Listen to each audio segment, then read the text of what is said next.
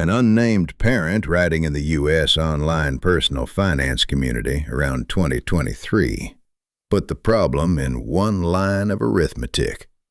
The piece was titled, "I'm one of those who supports my adult children," and it cited this split for parents within 10 years of retirement, about $2,100 a month going to adult children, and only $643 a month going into retirement savings. If you do that in the last stretch before retirement, the consequence is also plain. Less money stays invested, less time is left for compounding, and the risk of arriving at retirement with inadequate capital goes up with every month of that pattern. That is the subject here in plain English. A lot of parents help adult children. The useful question is what that help does to the parent's retirement balance over time. This audience does not need a sermon about family loyalty, and it does not need a beginner lecture on inflation or investing. The real issue is the transfer nobody sees on the monthly statement, not just the cash that leaves today, but the retirement capital that never gets built because the money was sent somewhere else. This is not fringe behavior. Savings.com, in a survey of 1,000 U.S. parents with adult children cited by advisory articles, found that 47% reported giving some form of financial support to their adult children. In that same survey summary, the average amount was about $1,474 per month.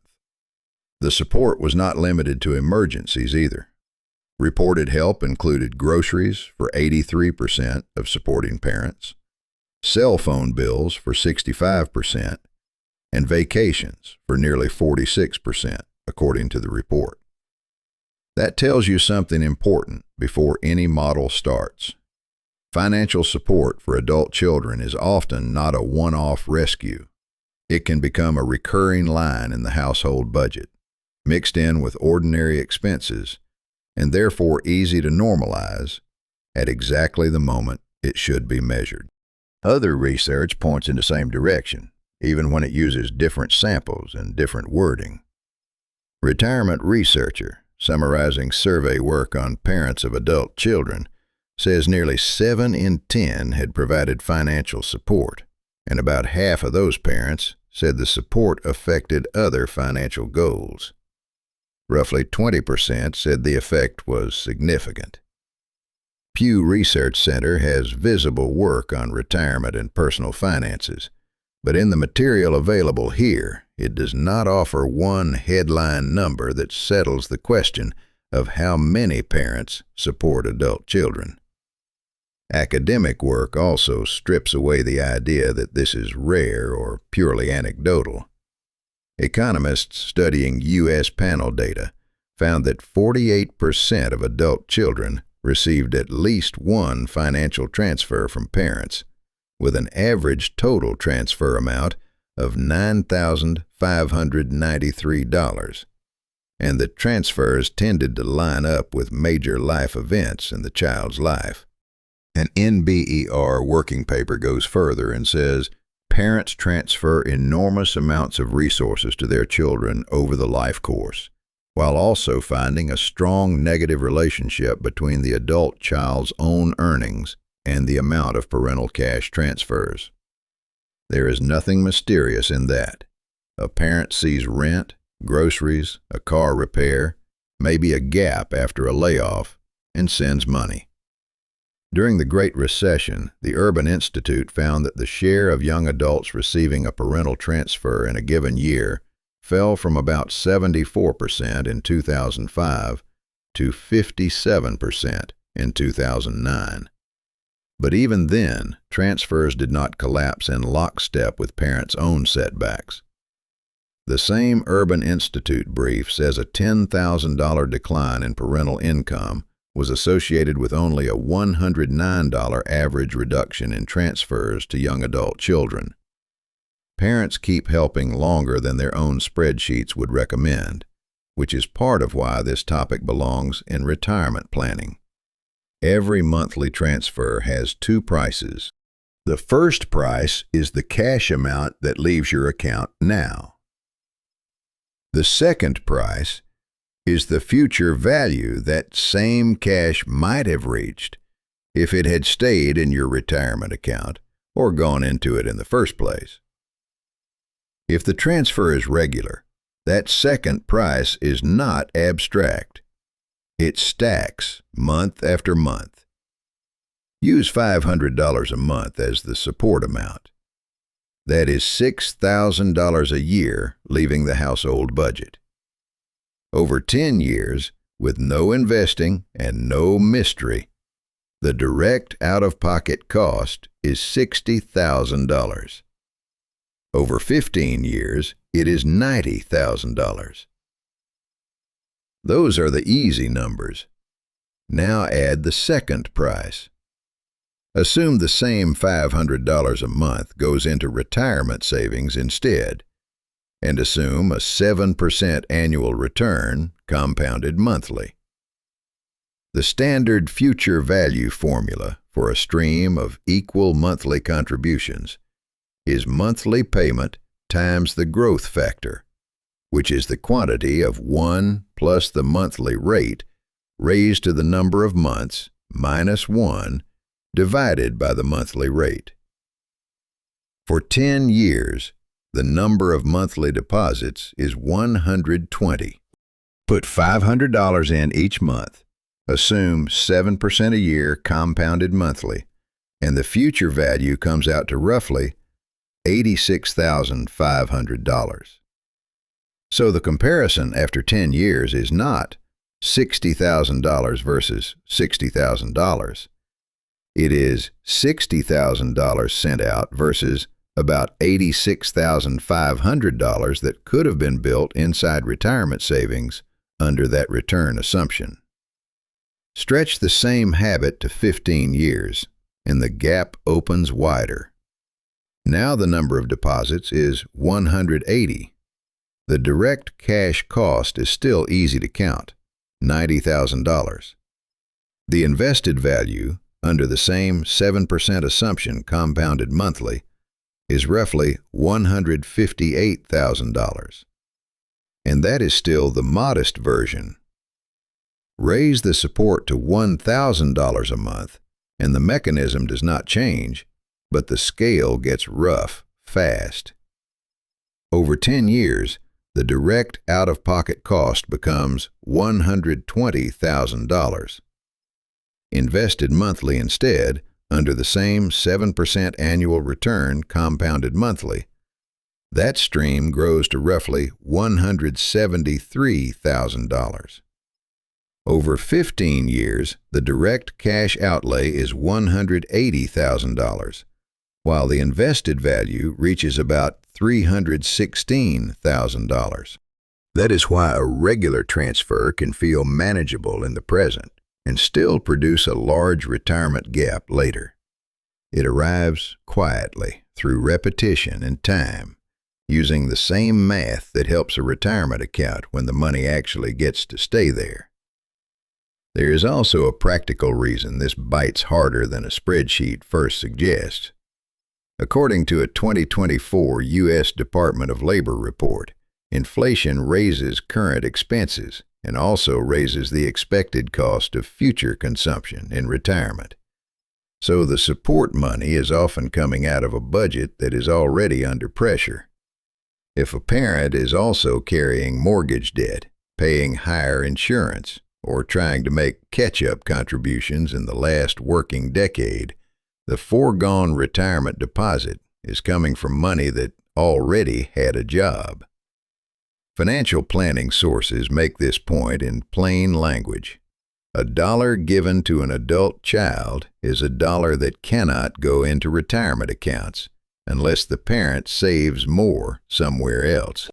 Retirement Researcher and Western and Southern Financial Group use the same time value of money logic when discussing support for adult children.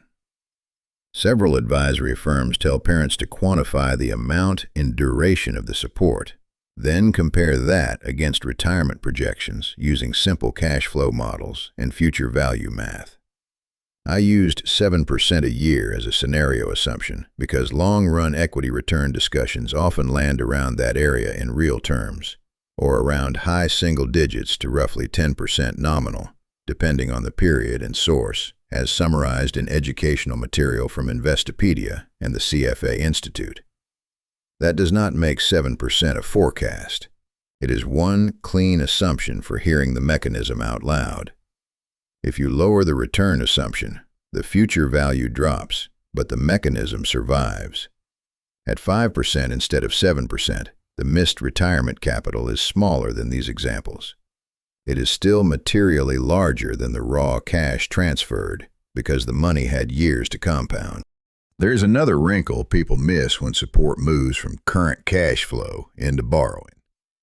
Adem Salita, CEO of the Debt Relief Company, said in 2026 that in his U.S. debt relief practice, he sees clients, often in their late 50s, who built up $25,000 to $75,000 or more in credit card debt by repeatedly covering adult children's expenses. His point is blunt.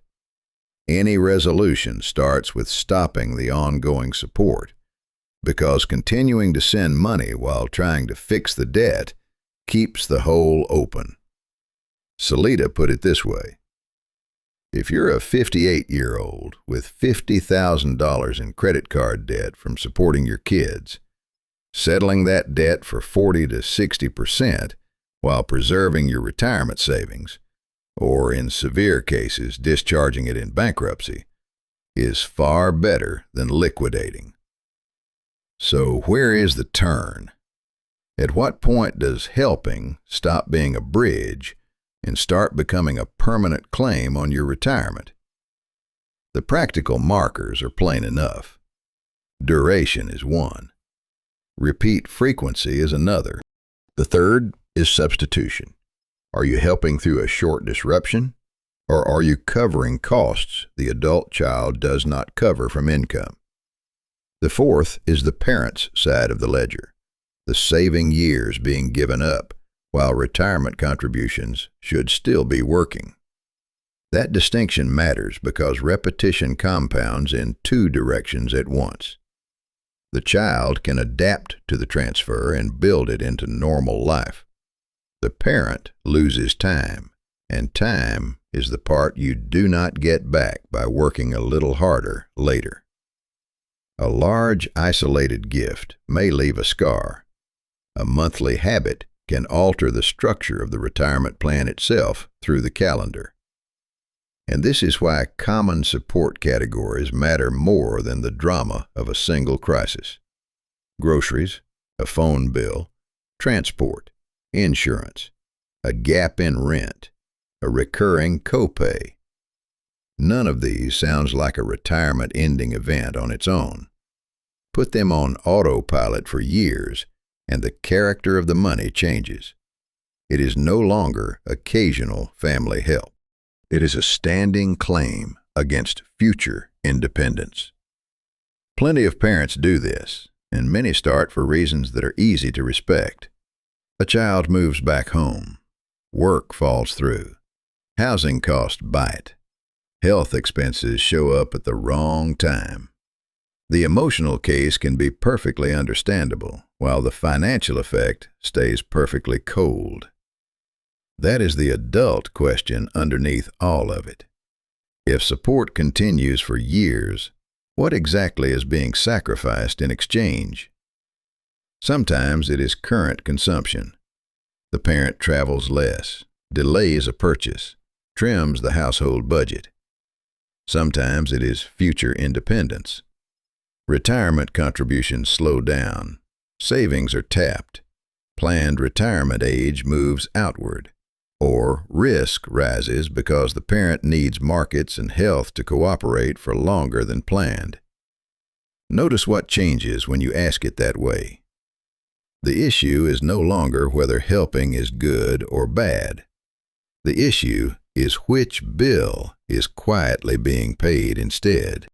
In many households, the answer is not visible in the month the transfer happens. It shows up later, when catch-up years were supposed to do the heavy lifting and the balance is smaller because those years were spent financing somebody else's runway.